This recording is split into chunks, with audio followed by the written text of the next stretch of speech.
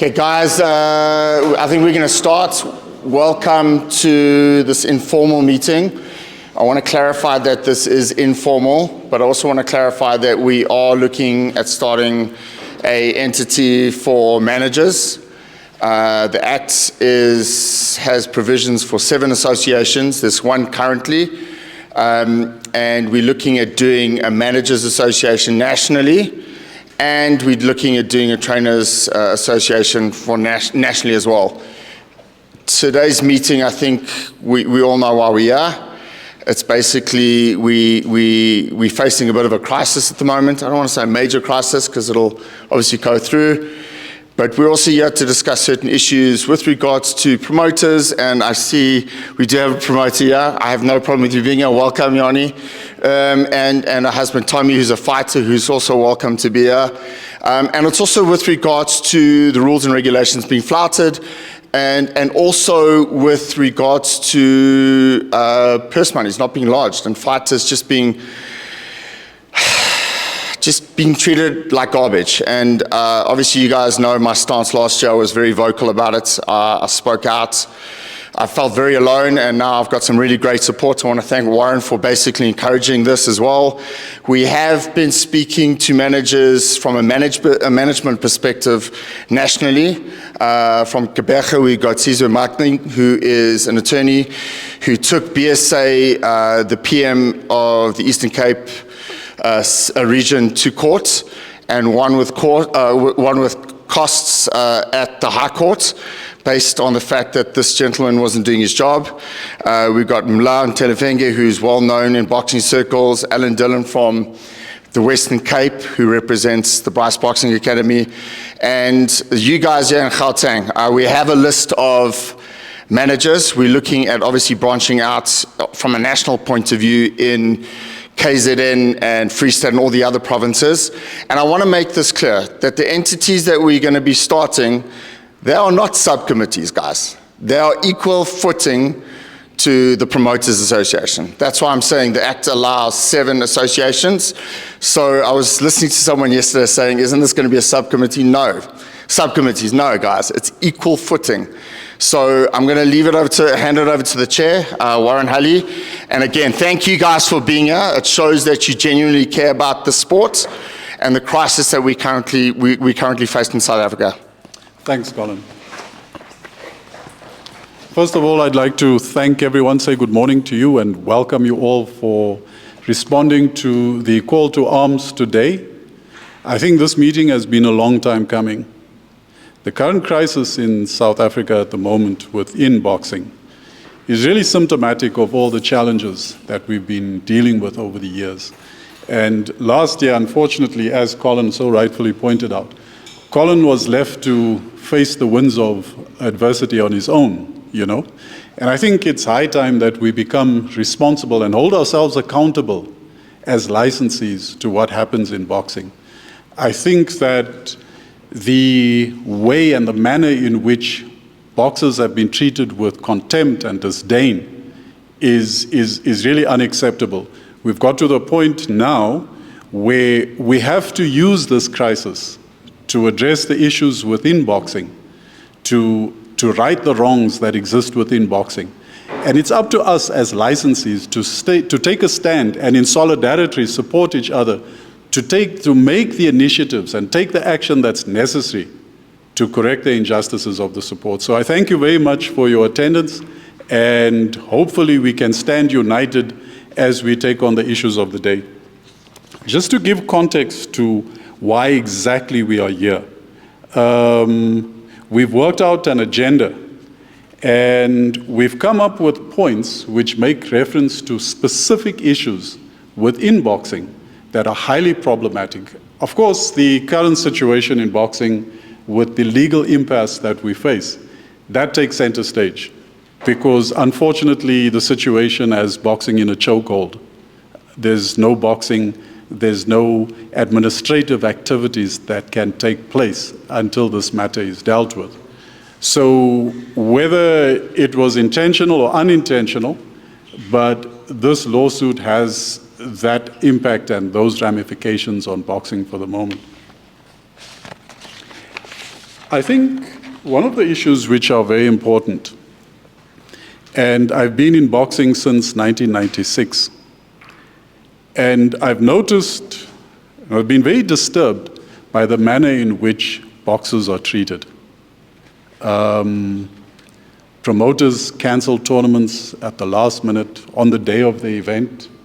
Rules and regulations are flouted willy-nilly. Nobody is held accountable. If tournaments are cancelled, the 10%, which is the contractual obligation when a tournament is cancelled, is not paid over to boxers. And even the manner in which, the flippant manner in which boxers are just basically disregarded, boxers' rights. They are the ones who spill their blood in the ring. Boxers perform for the entertainment of the general public, for fans, and they devote their lifeblood to entertaining people out there. In return, they don't have any social benefits. They don't have any protection under the law. There's no UIF. There's no medical aid. There's no pension or provident fund. These are all issues which need to be addressed. And I think that this today is just the first meeting that we are going to have to address these issues. And whatever comes out of these meetings, I think that you must understand, I'm in it for the long haul. I don't care, there will probably be reprisals, but that's just the nature of the beast. I think that it's time for people to have the courage of their convictions and to stand up. If you believe in what we are doing, if you believe in making the positive changes which we hope to see within boxing, within society, then now is the time to stand up. Otherwise, history will hold you accountable. I think that don't wait until you have your own personal and private challenge with one of the structures in boxing and you hope for assistance from the members of this group. Unfortunately, it will not be forthcoming. I think that we have to take a stand, and we're morally obligated to take a stand. So I'm going to cut to the chase with the agenda for today. And the first item on the agenda is obviously the current legal impasse between the National Professional Boxers and National Professional Boxing Promoters Association and the Minister of Sport. What are the implications for boxing and licensees in South Africa? So we'll unpack these issues together. We're not coming with answers. What we're saying is we're going to make a collective contribution to coming up with viable solutions. Number 2 on the agenda is the formation of a Managers, Trainers, and Boxers Association with elected leadership structures. And these appointments, because there is no board, it cannot be formalized now, but it will be retroactively implemented and ratified by the board when they start becoming functional again.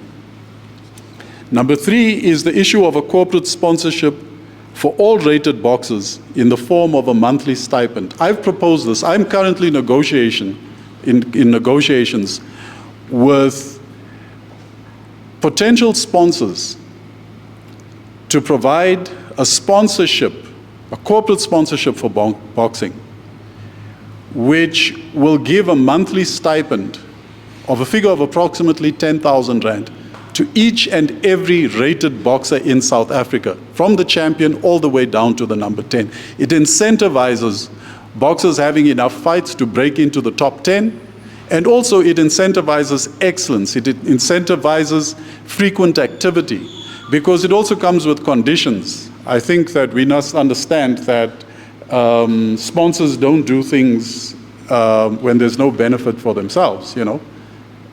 They do things because there is some sort of mileage that they get out of it as well. So there has to be regular activity, and I think that's another issue which we need to discuss.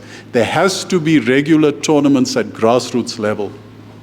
If you listen to the number 1 complaint from boxers bemoan the fact that there are not enough tournaments. There are just not enough tournaments for them to develop their careers. If you look at your counterparts in the US and other countries in the world, I think to cite one boxer, just as an example, Mike Tyson in his first 2 years of boxing had 19 fights. and he won the heavyweight championship of the world. That is within 2 years of boxing. In 2 years of boxing in South Africa, a lot of fighters still only have 1 or 2, 3 fights maybe. I know of an amateur national champion that turned pro and after 3 years hadn't had a single fight yet. So I think these are issues which need to be addressed. They need to be changed. We need to come up with viable solutions to ensure that any young person that turns professional has opportunities to ply his trade, to develop and to set goals and to attain those goals within boxing. And remember, guys, this is about us orchestrating and being the architects of a new system within boxing. I think we've got to look at everything that is wrong and start this process, initiate the process of fixing things. Social benefits for boxers. Boxers don't have medical aid, they don't have access to a pension fund or UIF, and they don't have any other form of social protection. This is something we need to look at, because if a boxer doesn't fight frequently and hasn't built up some sort of savings, that basically means that if he gets injured, whether it's in boxing or whether he gets sick or his child or his wife gets sick, he actually has access to no form of funding at all. Now, I know many amongst us are going to say, well, we've actually discussed this in the past and we've got nowhere. I think it's a new day. We need a renewed energy and a new conviction in terms of what we're doing. It's no longer acceptable to say, well, it didn't work in the past, so it's not going to work now. We need to hold all our leaders accountable within these structures and within BSA, that you have to go out, whether you elect ambassadors who go out and seek opportunities, but you cannot sit back and just accept that this is the way things are and so it will forever remain the same. That's not acceptable. My attitude is, this is what needs to be done. Well, now let's sit and think of how we're going to do it. There is always a solution to a problem, and it's not enough that we just cite the problems, but don't come to the table with viable solutions. Promoters that are in breach of contract through late cancellations of the day of the weigh-in, that's a big problem. That's a big problem. Boxers make loans. They exhaust their savings to prepare for bouts. They spend many weeks in the gym, cutting weight, going on specific diets that are relevant to the task at hand on the day of the fight, only to find on the day of the fight, and I happen to know that this can run into many thousands of rands. Because if a high-profile fighter is preparing for a 12-round fight, and you have to prepare over a course of an average of 6 weeks, that amount of money can exceed 15,000 rand. And if the person doesn't have access to these finances somewhere, then this is a big problem. I know in the US, there's a booking fee. When you book fighters for a fight, you have to pay them a fee in advance, which basically ensures that you will get them to fight on your bill. But I think we need to look at all possible solutions, you know. And one of those solutions is my next point, affordable legal representation for boxers. This is a big one. I think this is such an important one. One of the challenges for boxers and people within boxing is that when people are in breach of contract, nobody does anything. We complain, we have our little caucusing around the corner, and we chat in the hallways about the problem, but nobody actually does anything. There is a legal dimension to what we're discussing. Once you sign a contract, that contract is binding, whether you're the boxer, whether you're the manager, whether you're the promoter, and I think it's high time people are now held to the fire. If someone is in breach of contract, I'm going to demonstrate that you have an affordable access to legal representation. And if we are going to change things, it means that whatever happened in the past, those days are gone. We're no longer going to let things slide for the sake of peace, and justice becomes the victim of peace, because in order to keep the peace, we let things slide. And we find that there's a loss of earnings on the part of boxers, on trainers and managers, and the investments that we've made in preparation for bouts have then just got to be written off, and we move forward as though it's just another day. Well, I think it's high time that people that are involved in boxing and that make up the boxing fraternity understand that this is a new day. We are no longer prepared to just accept that that's the way things are. I think that we have rules and regulations in boxing for a reason, and everyone needs to be held accountable to those rules and regulations. And we need to hold each other accountable. If, unfortunately, there's a flouting of the rules, well, then everyone will have access to legal representation. I personally will ensure that everyone has access to legal representation. And the poor and incompetent officiating by some boxing officials. This is another issue that is very problematic. There seems to be no universal standard for officiating, referees and judging in South Africa. When the officiating has been bad, people are too afraid to speak out. Nobody's really held accountable, you know. We accept this, we shrug our shoulders, and we move on, you know. So we labor under these conditions with the sense that there's nothing we can do to change things. That's not true. I think we can appoint within these structures, and part of this leadership structure, a watchdog body that basically assesses the standard of officiating, and there has to be punitive measures. If there are no punitive measures, then there's absolutely no impetus to changing things. Because if all you're going to do is to have a chat with someone and a little slap on the wrist and nothing changes, that's problematic, because we're speaking about people's careers. We're speaking about people's livelihoods. We're speaking about people's income. A champion that is a victim of poor judging loses a title, and he goes from potentially earning 250,000 Rand yesterday to earning less than 100,000 Rand after that. And unfortunately, it's not acceptable to say, well, people make mistakes, they see things from different perspectives. I think there has to be a universal standard. People need to be held accountable. Judges and referees that are found to be incompetent, they should be penalized in some way. There has to be some punitive measures put in place. And I think, remember this, the boxers that make up the bulk of the boxing fraternity in South Africa, the power lies with you within any democratic process.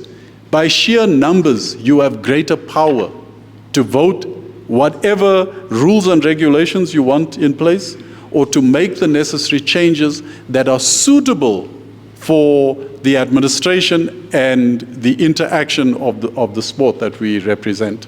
So don't be afraid to make your voice known. If there's a point that you have, make that point. So I think that was my final point, and feel free to add if there is anything that's important that you want to add to the points in this agenda. Please feel free to add to that. Thank you very much.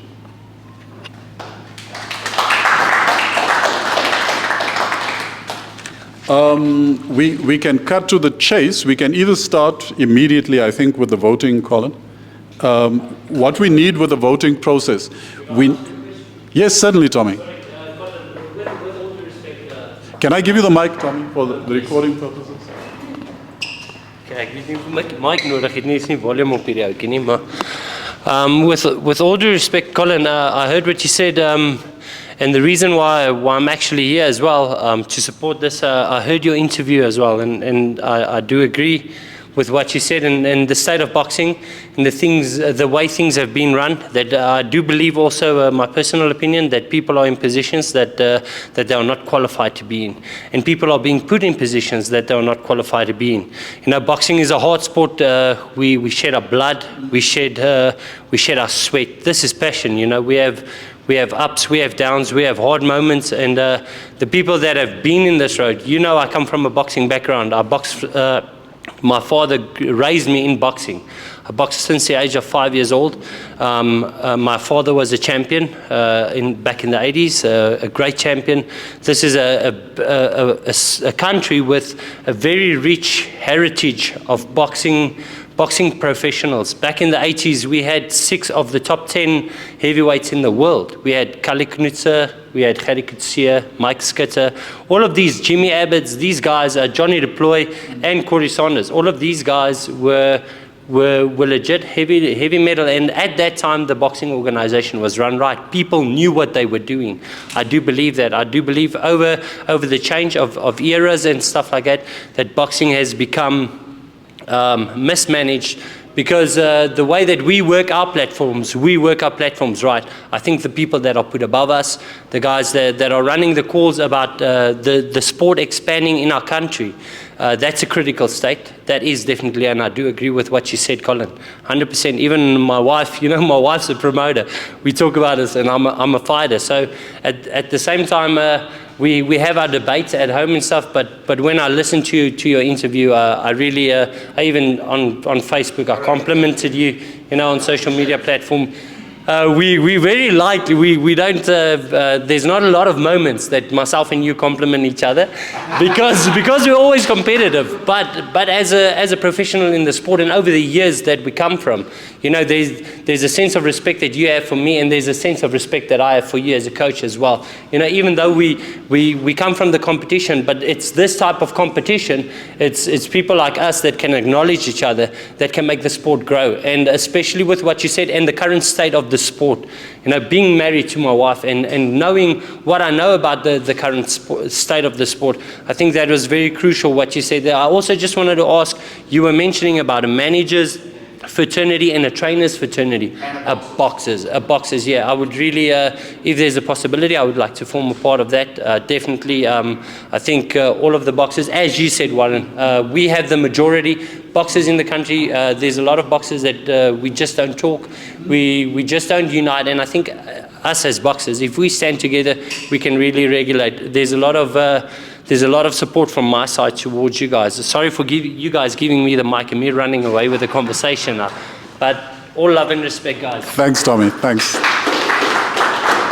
I'd like to thank Tommy Oosthuizen for that vote of confidence. So as we proceed on to the first point, can we start with the nomination and seconding process for your leadership structures?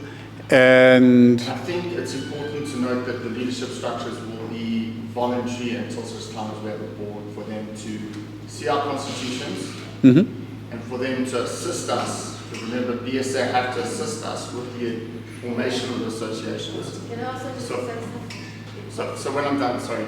And then I think once we've established that, we can go to them once that's all in place. So it's up to you, but that's what I would think. Yeah. Call it voluntary for now until such time as we can be recognized. it is informal, and because the board is not currently functional.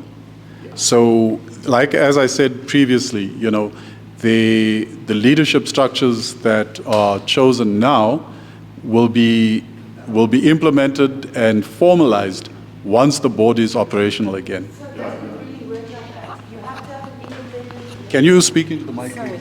I just want to give some advice. I'm not, you know, I'm just saying, if you want to have a legitimate structure, there's a specific process you have to follow in order for that to happen. So it needs to be an independent electoral commission. There needs to be advertising done to all of the stakeholders within that specific region.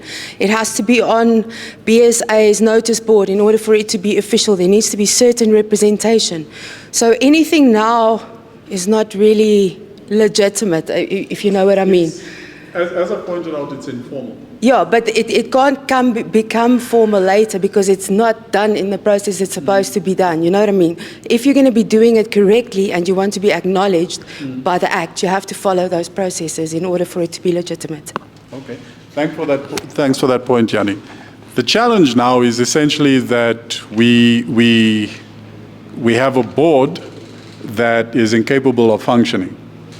So as much as I hear what Yanni is saying, I think that for the purposes of today's meeting, we should proceed with what we had planned for the day, and whatever decisions we take here, if those decisions are overturned at a later stage, I think this entire project is sufficiently worthwhile for us to come back and do it again, you know?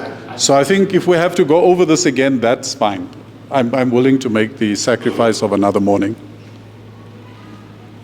So I think, Colin, should we decide on the various categories and have a show of hands? The fighters, I mean, I thought Tommy was quite outspoken. I thought he spoke very articulately. I mean, would anyone object with Tommy being representing the fighters in Gauteng in an informal structure? Okay. I don't see it being a bad idea. Colin has nominated Tommy as a representative for the boxers. Is there any support for that initiative? We just need a show of hands, guys. Just a show of hands, yeah. Okay, awesome. Okay, Tommy, for the purposes of the records, you are now officially being elected as the representative for the boxers in Gauteng.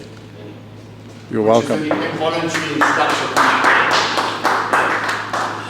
Okay, I think I'm going to take a shot at this here. For the managers, I'm going to nominate Colin Nathan. He's been at the forefront of the fight. He's been out there braving this battle on his own. So I'm going to nominate Colin as the representative for managers, and I just need someone to second that. Okay, Sebastian Rotman, Brendan Ali. Okay, they've seconded that. So Colin Nathan will be the representative for the managers. And for the trainers, is there anyone that would like to nominate a trainer to represent their interests? I'm going to be outspoken. You know, all of you guys know so he's not going for it. Sorry, Bajan. Okay. Look, this is not that difficult. Think of someone who is responsible, someone that is outspoken. And of course, they have to be present as well to accept the nomination.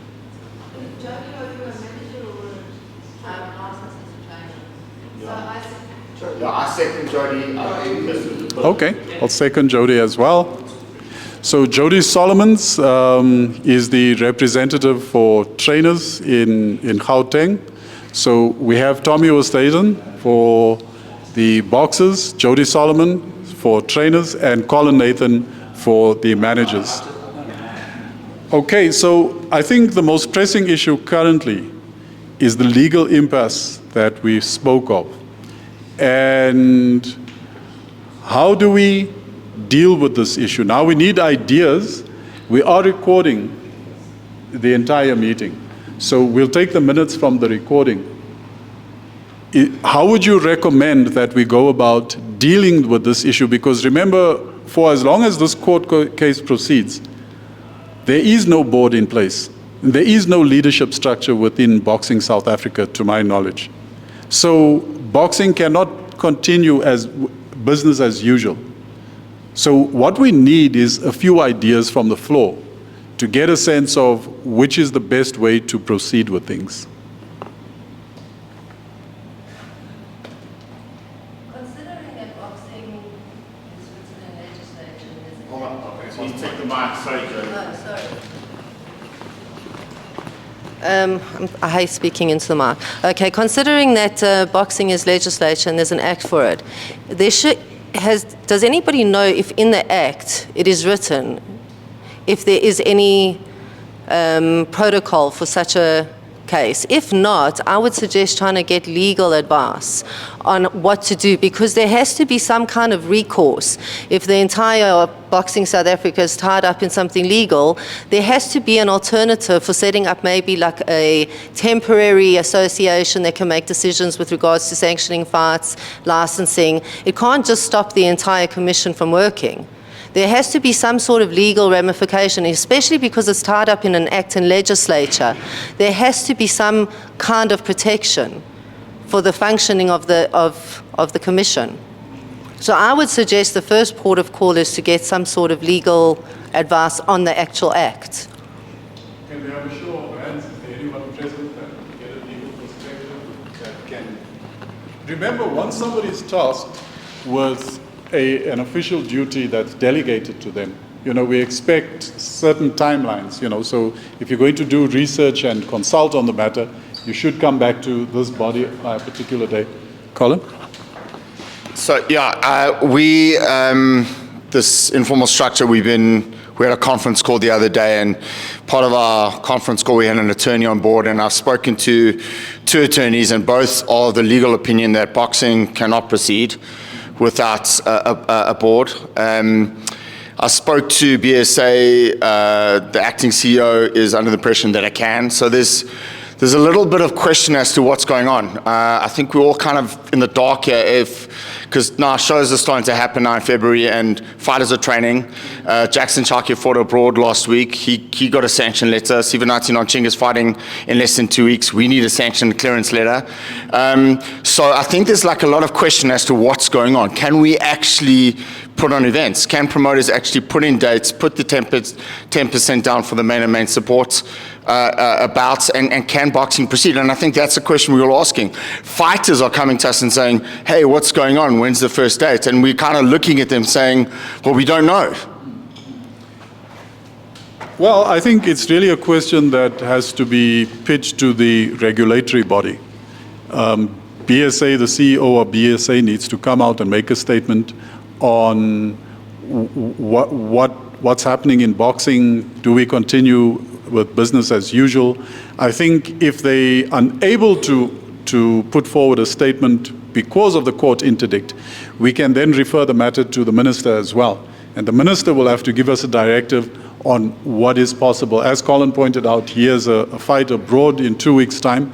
We need clarity on these issues, and you cannot have various boxers preparing for tournaments, and yet they have no idea whether that tournament will take place or not.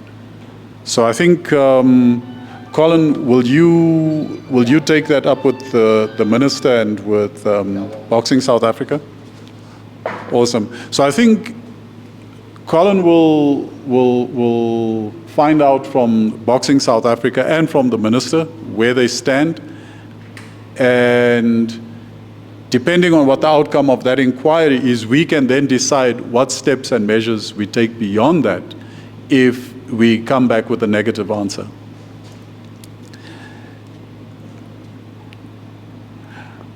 Okay, the corporate sponsorship for all rated boxers with a monthly stipend. Obviously, this issue is one that we need to think about very carefully, because there's many boxers that already have a sponsorship. And I'm not sure, I couldn't possibly know what the details are of individual sponsorships. And I think it's really something that has to be taken up with BSA as well. It's something that has to be taken up with the SABC and with SuperSport as well, because a sponsorship of this nature is worth, the calculations that I did was 22 million a year. And so I think what it does for every rated fighter in South Africa who has a monthly stipend of 10,000 Rand a month, he has the opportunity to focus on boxing. He has the opportunity to have access to at least the medical aid. He has access to boxing equipment that he might need. He has access to expenses for traveling costs and things like that. So I think this goes a long way to improving the lot of boxers in South Africa. But also there's going to be a lot of to and fro in the negotiation with such a sponsorship, because also the sponsor would want to know what their rights are and what they have access to. And that's a matter that would have to be taken up with BSA. It would have to be taken up with the various television networks as well. So what I'm saying is that's on the table. I think that it's something that you ought to think about, go back, discuss that with other boxers and with people that are not here today.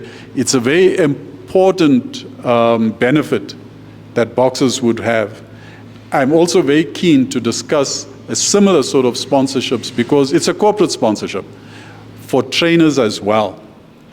because trainers are also underrepresented and don't have any protection by way of contracts. So it's come to my knowledge that managers have contracts, boxers have contracts, promoters have contracts, but trainers don't have contracts. So boxers, when they decide to leave trainers, they leave willy-nilly without any compensation to trainers. Trainers have put years of service into developing a fighter. They've also put a lot of money into developing a fighter, and they are out of pocket sometimes to the tunes of tens of thousands of rands when that fighter leaves. This is something that needs to be addressed. We need to possibly discuss in a fashion similar to soccer, where you have a transfer fee that is paid over, but we cannot just ignore these challenges. And I think there's some of these issues benefit us, but in many other issues, we may not be the beneficiary of that particular change that we make. But I think it is important to bring about a standard in boxing which ensures that every person within the sport, their rights are protected. Affordable legal representation. We need, and I'm going to do the research next week. We're going to get a group benefit for boxers, trainers, and managers, so that the actual formal structure would be the one that is the client. And when boxers have challenges, or for instance, when you have signed a contract with the promoter, the fight is cancelled, you don't get paid, you would then come and refer the case to that particular structure. That structure would then instruct the legal representative to take up that matter without fear or favor. And we have to understand this here and now, that once we decide to embark on this action, irrespective of who the person is that's in violation of these rules and regulations, we've got to ensure that we commit to support the action that comes out of that without fear or favor. So remember, we're not here because we like each other. We're not here because of our social relationships. We're here because we are concerned and responsible licensees that want to see this sport improve. We want to see the necessary changes made. We want to see boxing progress to become one of the meccas of boxing in the world. And the only way that we can do that is by implementing these changes now. So I'll take that up and I'll report back to Colin in next week, and I'll give this group an indication of what the requirements are and the criteria to secure such a deal. The promoters that are in breach of contract. Now, of course, we've already discussed the legal issues. Just from the floor, we need to hear from boxers. When a promoter is in breach of contract, what is it that you would like to see done? From BSA, from a legal perspective. Good question. I wouldn't like to see him get promoted of the year. Okay, good point, Tommy. I think Elvis also has a comment behind you. A legal consequence, obviously, that's not my matter. But what I wouldn't like to see of a promoter that cancels a tournament, leaving guys on benches, sitting on benches at the weigh-in, and then seeing him get promoter of the year. Where's the voting going? You know, these votes and everything that gets calibrated. If I don't speak for the boxers, who's gonna? So, yeah. My wife's not happy with me, but that's the truth. I think Elvis has a point. This comes to you as the chair. This is going to be, you said Gauteng. We're doing Gauteng, yes. So for now. Okay. So I'm looking at, are we going to be able to assist boxers that are in Africa, like if a boxer from Gauteng lives and fights in Namibia and gets into the same thing, a tournament is cancelled, and are we going to be on the platform to assist in such instances? Thanks for the question, Elvis. It's a good question. But however, I think that lawyers and people that make up the legal fraternity, their knowledge of the law is based on South African law. Another country has their own sovereign laws, and I'm not sure, we could consult in South Africa, and the general consensus is that the South African lawyer would employ a lawyer in that country to act on their behalf, and that person would then deal with the matter. So if you had a challenge in Las Vegas, a South African lawyer is going to be of no value to you. What they do is they consult with a law firm in Nevada, and they will then start dealing with the matter with the Nevada Athletic State Commission. Yeah, that's where I'm going. Yes, absolutely. It's a really good question. And basically, remember, when you fight outside of the country, you need clearance. We had a situation where, not last year, the year before, where a fighter fought in Namibia and his purse was just not paid, and he got clearance. If a fighter fights outside of the country without clearance, there should be no protection. Now, I'm going to suggest to BSA that if that's the case, with a fighter being given clearance and he doesn't get paid, or he's mistreated, or she's mistreated or not paid, that BSA assign an attorney and actually press the commission that side, because the onus should be on the commission and the promoter to pay the fighter. So it's a great question. It really is a great question. Thanks, Colin. Yes, absolutely. Thanks. I'm not a manager, promoter, or anything to do with this, but I do keep statistics. And just to put things on cancelled fights into perspective, last year there were 11 IBF regional title fights cancelled in this country. 11 fights means 22 boxers. 22 boxers at 100,000 each equals 2.2 million bucks.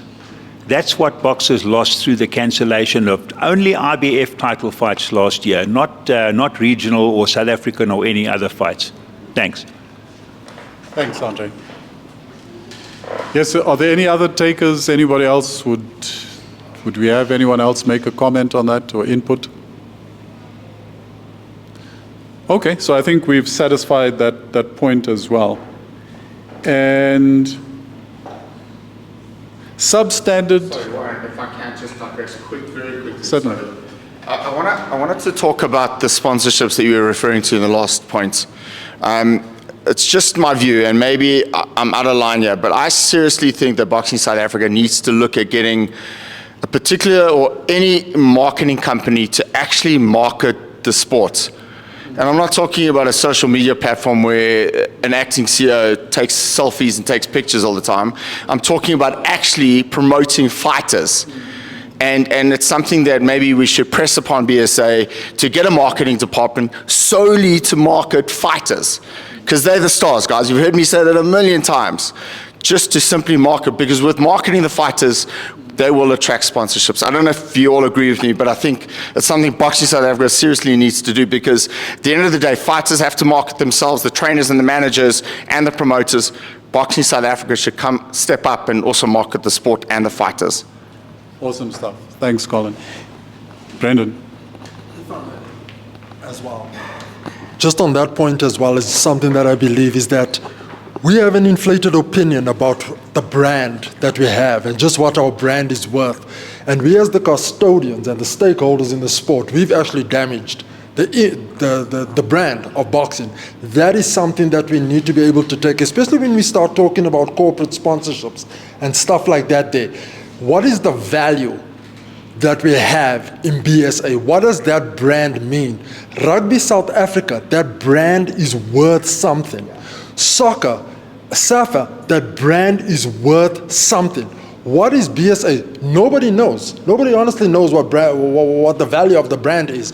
All that we do know is that it has been damaged beyond repair thus far. And in order to attract, and this is the one thing about corporate sponsorships, is if they want to attach themselves to this brand has got to be worth something. And that is one of the things that we're going to have to determine. And I agree wholeheartedly with Colin about it. We're going to have to sit down with professional marketing people to see how we can re-establish the brand of South Africa. And each and every one of us here as licensees, we owe it to that there. We owe it to them. That's it. Thanks, Brendan. So I think that was us going back to a previous point, but point well taken. Number 7 was the substandard and incompetent officiating by referees and judges. What do you think should happen? I've made recommendations, but it has to come from the floor as well. Remember, this meeting is about you, the licensees. Brenda? I actually don't want to monopolize time here and stuff like that. There needs to be some type of system that's put into place where officials are on some type of demerit system. I mean, I've spoken about this widely with a lot of people in this room as well. There has to be some type of demerit system. That's it. We're consistently seeing scorecards that are just from whoever knows. We've seen, I mean, I was personally involved in a fight last year down in Durban where the refereeing, as far as I was concerned, was just insane. That's it. These sorts of things, there has to be some type of repercussions. There has to be some type of where we can go back and actually complain about this here. What I do know under the South African National Boxing Control Board in the past is that referees had to meet with representatives and explain their position as to how did they come up to this scorecard. That's it. There needs to be that sort of thing again. But this sort of thing where people are just treated willy-nilly, because at the end of the day, some fighters' careers are being sacrificed for the benefit of others. I mean, that is unacceptable. If my fighter loses, I don't want my fighter to win a fight when it's clear that he's lost this. That's of no benefit to anybody. This is how the brand has been damaged over years. It's exactly what has happened. Thanks, Brendan. So my question will be on top of what he said, that can our organization, our little organization we're doing here, be able to pick some pointers from other countries, how they holding, especially like Colin has traveled all over the world. I mean, you've known how they address such issues, how they raise them up, how they get to force. Like maybe if the people who are, if we can have a system of agreeing first with the trainer. So if the third trainer and manager says, my boxer was cheated there. So, and we sit down, and as a panel, we sit down and we agree that, no, definitely that result was bogus. Then is there a possibility that as this organization, we can enforce that and launch a complaint on behalf of the said trainer, manager, and boxer, and push it and make sure that results come back? Because I've made a request for me to take a dive on fights, and my question I asked to the person who sent me messages was, if your boxer can't fight, why is he stepping into the ring? Like, you want to pay me money to win? He literally asked me, can we get a win? I said, if he can't fight, don't put him against me. That's the thing. So those such results, such bogus results, which you've got a good boxer losing to somebody, that person goes to represent Gauteng, goes to represent South Africa, and that's not the best boxer. The best boxer is left behind because no one defended them, and when they got the judgment by the judges and stuff like that.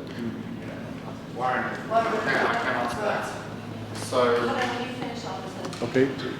So a great question again, Elvis. So the Act allows for an officials association. So I think it would be important for us to speak to BSA and encourage them to form an officials association as well. And with the national association that we're planning on structuring as well, is that we could go as that entity and approach the officials association, and some sort of action could be asked upon. But I agree with you. I mean, some of the decisions, and I know there was an incident last year with an official elbowing a fighter in a ring. I mean, that's assault, guys. Yeah. You know, and I know there was a complaint. The time the acting CEO acknowledged there was a complaint, but whatever came of it. So I think it's important that the officials also start some sort of entity, and that we could also go to them, but obviously it'd have to be through Boxing South Africa. But it's a very, very, very valid point. Sorry, Jody. Thanks, Colin. For me, I think it's, I agree with all of you saying that it's a loss of income and everything with, as far as poor judging is concerned. And what I'd like to believe is that if our association can also demand proper training, because for me, it becomes a danger to the health and well-being of fighters, because I've seen some refs, they'll either stop a fight prematurely or they won't stop a fight in time. And I have unfortunately been in the ring with this one particular ref who I think is completely useless, and holding them to a higher standard or making them accountable is one thing, but they don't have the proper training. I mean, I've worked in the States, as you all know, for a number of years. Referees used to come to the gyms in Vegas and train, actually train. They used to move around the ring, be part of sparring. They used to train. It wasn't a part-time job. It was everything. And I don't think that our officials are either trained properly or held to high enough standards. And you can't hold them to standards if they don't have the foundation of training. And for me, the refereeing is a big problem because somebody's going to get hurt. So I hope we can all force them to get proper training. So I think, Jody, in response to that comment, you as the elective leader for that portfolio, you're going to, together with Colin and Tommy, take up these issues with Boxing South Africa. So remember, you have people that have been elected here today. You need to ensure that those people are held accountable. When you have challenges, you're going to go to them, and you're going to ensure that you get the desired outcome from a situation. Remember, we don't want to have an antagonistic relationship with anybody in boxing. We are all brothers in arms serving the same sport. However, we want this sport to be cleaned up. We want it to improve. We want it to reach the highest possible standard. We want it to be conducted in an inclusive manner. We're all brothers and sisters serving the same sport. For many of us that are here, we have come a long way, more than 30 years that we've been involved in the sport together. And I think what we hope to see is greater opportunities for everyone. We need to have rules that are administered without fear or favor, that are equal. We want to ensure that there are more fights in South Africa, that boxers and boxing benefits. We owe it to the previous champions of yesterday, to all the greats of South African boxing. We owe it to them to continue this legacy of producing great champions. Thank you very much for your attendance, guys. I think that we've covered everything. It's now up to the leadership that has been selected today to represent the interests. Obviously, I'm still there and will be supportive. So I'll be in consultation with you guys moving forward. Colin, do you want to close with any remarks? I just want to say thank you for all coming out here this morning and this afternoon. Tommy and Jody for stepping up. Yeah, I think we do owe it to the sport. And the reason why I did come out last year was it only affected me on a small percentage. But when I looked at fighters being left high and dry in Moy River and at Sun City, it broke me. It broke me. I was in touch with one or two of the managers and the trainers. Some were on their way to the weigh-in, and then they got told it wasn't. I was like, highball. Like I really, my heart, because without fighters, we wouldn't be here. You know, I know there are some fighters here, but I wouldn't be standing on a boxing ring if it wasn't for the athletes that I've represented over the years. And I just want to thank everyone. And yes, fighters do come first, and it's important that everyone around the sport acknowledges that the main person isn't the person with a broadcast deal or sponsorship. It's a person getting in the ring when that bell goes and entertaining us with their lives. So thank you. Thank you for that, Colin. And are there any other comments before we close? Any other comments from the floor? Okay, Colin. Please step forward. Thanks, Michael. Hello, everyone. I just want to talk about the issue of clearance. because sometimes it takes time to get a clearance from BSA. As far as I know, I don't think it is something that can take so long just to clear up someone who's fighting outside. And the other thing,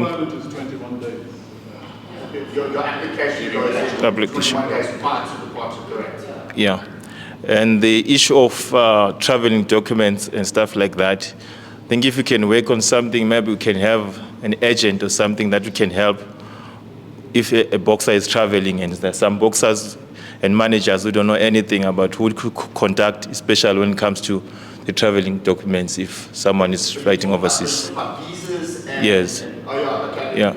Yeah, I think that's what I can say. Okay, I think the gentleman just raised a very important issue. Managers should be fully cognizant of all the requirements are when they travel. That's why boxers have managers. That manager would represent your interests. If you have any challenges with traveling or any aspect of the performance of boxing, you would then refer that to your manager. If your manager has a challenge with that, your elected leader is Colin Nathan, you would give him a call and you would discuss that issue with him. Something that I believe that should be ongoing as well is that we actually do, Sebastian and I were talking about this earlier on, is that there's ongoing courses that needs to be done for managers as well, like, various aspects, perhaps maybe even having some type of a business course that we can do, put together somehow, where we educate it so that when we as managers are empowered, we can empower our boxers in turn as well. And I think those are important elements as well. It might be traveling documents, it might be teaching your boxer how to take out an insurance policy, something along the line, but there needs to be something more that we are giving than just basically finding fights for our fighters. There's more to management than that there. Okay, I think that really is a question and a statement directed at the elected leadership. Mr. Sidiani. Thank you very much. I came regarding the challenge that we are facing, especially the chaotic challenges between the BSA, the minister, and the association. We know that we've got stories around the corridors about these things, and we know that it's a political battle, but it affects our boxers. And we know that we are heading towards the election now. And truly speaking, we know that what happened in ANC, I'm not an ANC, I'm not a politician. But now, that's how I view things. I believe that the minister won't have time to come and address us because of ANC, they are battling, they are losing the votes. So they will be focusing on campaigning instead of addressing the matter that we are facing. We know how our government, they don't care. So my plea is this: if we can have the boxers and we do the petition like we did with the SABC, when we did the bring back boxing to SABC, we were fighting, the boxers were there, they were in front to submit their memorandum to the CEO. So if we can have something like we do the petition with the boxers, so that they can, because it's all about the boxers, it's not about the managers, it's not about the coaches, it's not about the economy, it's about the boxers. Those guys who are trying to disrupt the whole process of boxing, they can be stopped, because of right now, to be honest with you, I'm scared because we know that our aunts, they're in politics, our uncles, they're in politics. Right now, they don't have time even to look at their kids because they know that there's a burning issue. So they won't come to address this problem. And if these guys, they're very clever like they did, because we read the news that they went to the president and the speaker of the parliament. So they will delay the whole process. They will say, we'll attend you. You know how the government works. They will attend you even next year. So by doing that, they are killing boxing. So if we can have the boxers, we can have the gathering like this, then the boxers, they sit, we come with the mandate. We know that this is a petition that we can do, and we submit directly to the MEC of Sports in all the province and also to the minister to show that it's not only about the promotion. If they don't want to be part of this thing, let them excuse themselves, and we do have the promoters who wants to promote the boxing, then we can proceed. So that is my plea, that's how I see it. Okay, awesome stuff, Mike. Are you speaking as a manager? Or in which portfolio? I'm speaking as a manager. My wife, she's a promoter. Right. Exactly. Colin Nathan is your man. Yes, yes. So hence that is why I came to this thing because of it's very disturbing because of we have heard in the corridors that there might be that they're going to stop. We see every time there's a new thing that is coming says this is why they said like yesterday we saw that now they went straight to the president because of hence I said it's a political battle and we are not politicians, we are boxers. Let them go and sort out their politician aside and they must allow us to run with boxing. But you saw the minister's office responded. You saw that letter. No, I didn't. Okay, I'll send it to you. Oh, I the think minister responded. No, I think Quite favorably, actually. Okay, I think we shouldn't be naive that there's always a struggle for resources where they are limited. So you mustn't assume that these changes will come without a fight, but you've got to be prepared to go the whole hog. And you have your elected leadership in structures in place now. I think that whatever issues that you would want to take it up with them. And I think just make sure that you take up these issues and hold them accountable to that office as well, because that's what democracy is about. Anyway, thank you everyone for coming, for attending the meeting. I really appreciate you all taking time out of your busy schedule to attend the meeting. I hope that this is the first step towards improving boxing and changing things and taking ownership, I think that you have taken steps to make whatever changes that you hope to see in boxing authentic. But today is day one. Let's roll up our sleeves and go to work. Thank you very much for your attendance.